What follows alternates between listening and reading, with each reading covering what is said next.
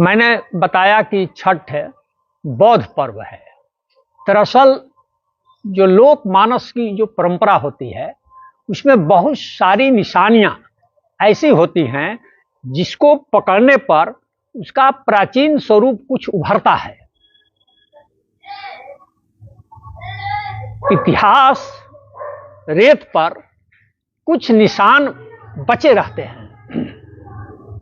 छठ पर्व में हम लोग क्या देखते हैं, एक परंपरा यह भी है,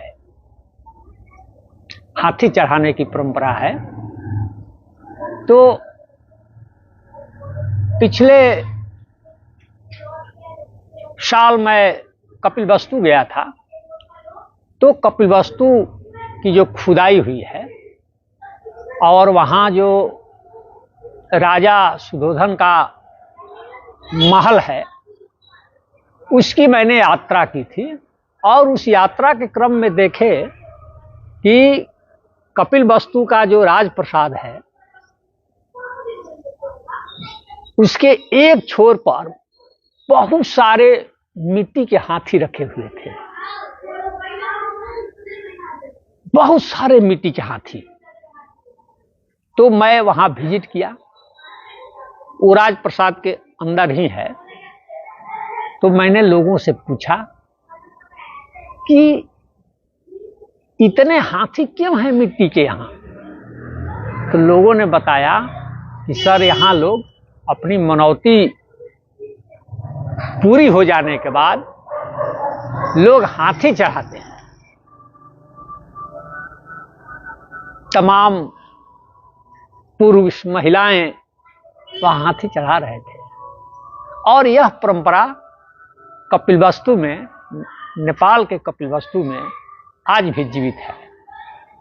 वो परंपरा मरी नहीं है। और जैसा कि हम लोग जानते ही हैं कि हाथी जो है वो बुद्ध के जन्म का प्रतीक है। अब किस रूप में है, क्यों है, यहां मैं इस पर प्रकाश नहीं डालना चाहता हूं, लेकिन परंपरा यही है कि हाथी जो है वह बुद्ध के जन्म का प्रतीक है। और चूंकि यह घटना कपिलवस्तु के राजप्रसाद में घटित हो रही है, हाथी चढ़ाने की परंपरा, छठ पर्व में हम लोग देखते हैं कि छठ पर्व में भी लोग हाथी चढ़ाते हैं, मिट्टी का हाथी।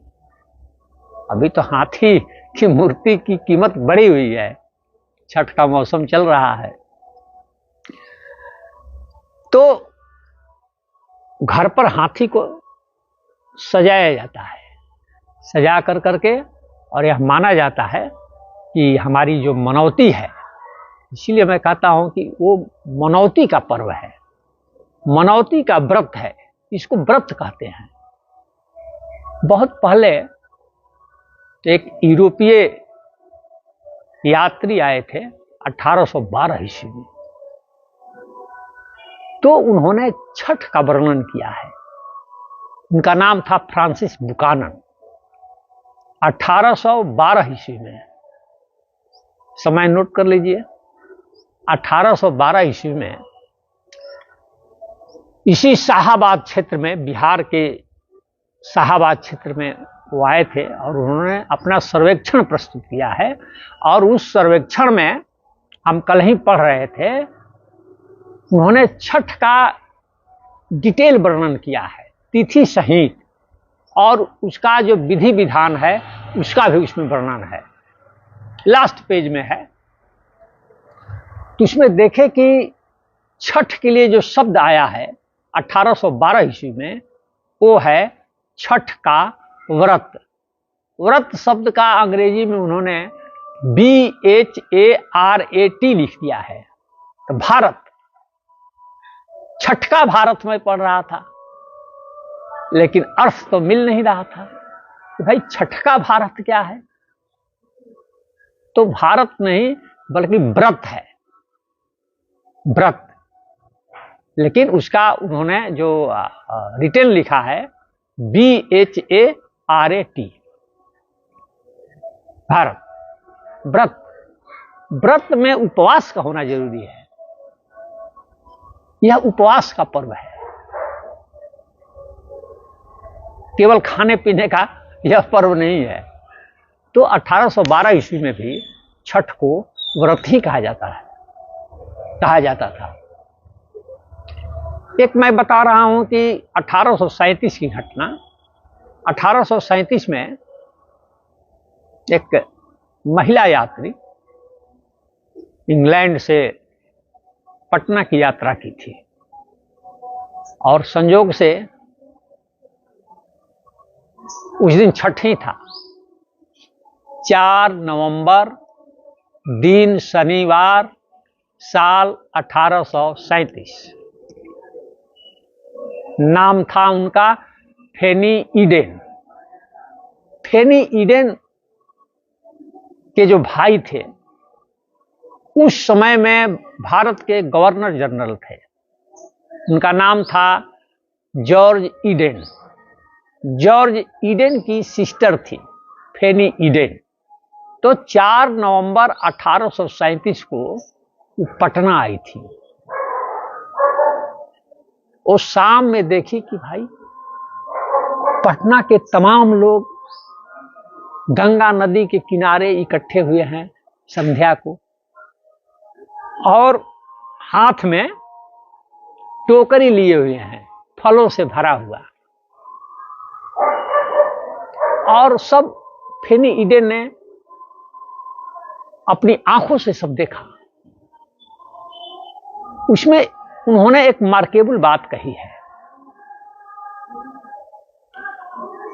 उन्होंने कहा है कि जो लोग छठ व्रत करने के लिए इकट्ठे हुए थे उसमें से सारे लोग एक ही वस्त्र पहने हुए थे।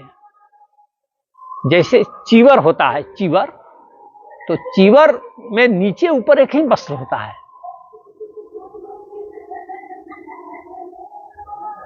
उसमें छठ व्रती में कोई भी धोती या पैजामा नहीं पहना था। उसके लिए उन्होंने जो शब्द इस्तेमाल किया है अपनी डायरी में, वो डायरी नुमा है, चुदाह, CHUDDAH,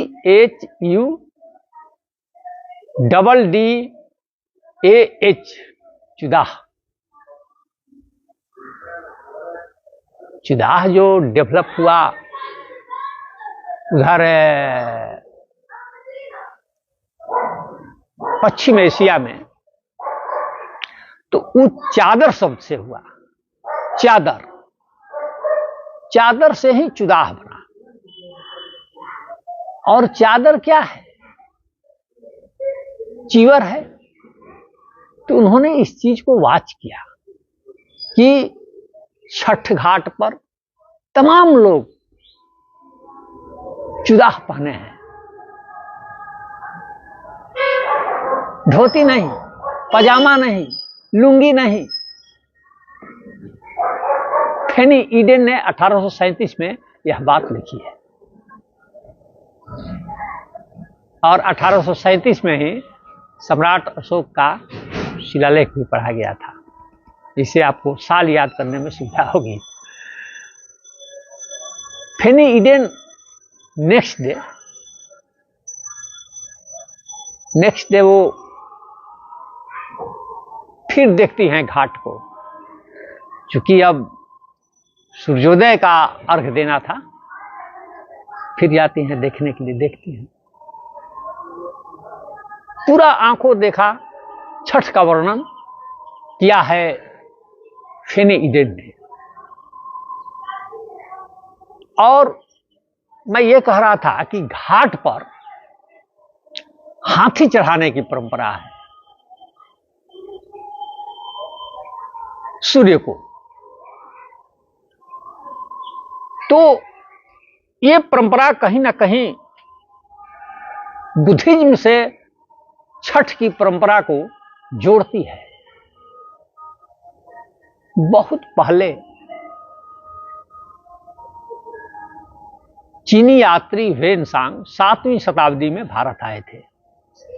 उन्होंने बलख की यात्रा की थी। बलख में वो देखते हैं कि एक बौद्ध बिहार में एडिटेड है वेनसांग का,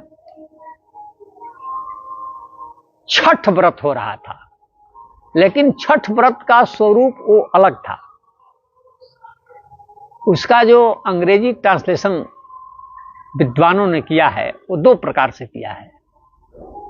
एक 6 फास्ट डेज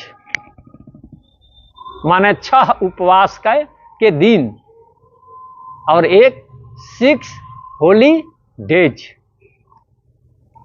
माने 6 पवित्र दिन। दो प्रकार का उसका ट्रांसलेशन हुआ है अंग्रेजी में। तो वहां उस बौद्ध विहार में तथागत के दांत रखे हुए हैं और वेनसांग ने अपनी आंखों से उसको देखा, बताया कि कलर इसका कुछ दांत का पीला पीला है, लिखा है। तो वो जिक्र करता है।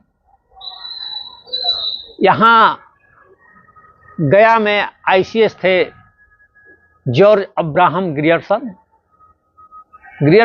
की मैं 2 किताबों में देख रहा था। छठ का जिक्र है, छठ का उल्लेख है, और किस तिथि को यह व्रत मनाया जाता है इसका भी जिक्र है। पहली किताब उनकी है बिहार पीजेंट लाइफ। ये किताब 1885 में लिखी गई थी, बिहार पीजेंट लाइफ 1885 में। इसमें भी देखे कि तिथि सहित छठ का वर्णन जॉर्ज अब्राहम ग्रियर्सन ने किया है, और 1893 ईस्वी में उन्होंने डिस्ट्रिक्ट ऑफ गया नामक किताब लिखी है। उसमें भी छठ व्रत का वर्णन है, तिथि सहित वर्णन है। ग्रियर्सन को तो बड़ी गहरी समझ थी ना लोक परंपराओं को पकड़ने की। तो छठ का इतिहास है। छठ को अनेक विदेशी, अनेक यूरोपियन यात्रियों ने इसका वर्णन किया है। अब इस पर चूंकि काम नहीं हुआ है, काम किए जाने की जरूरत है, लेकिन हाथी की परंपरा तो है ही। मैं कह रहा हूं कि हमको याद है कि जिस घर में छठ व्रत होता था, उस घर में कुछ दिन पहले मैं देखता था कि धमचक चौखट के किनारे दोनों तरफ साटा जाता था।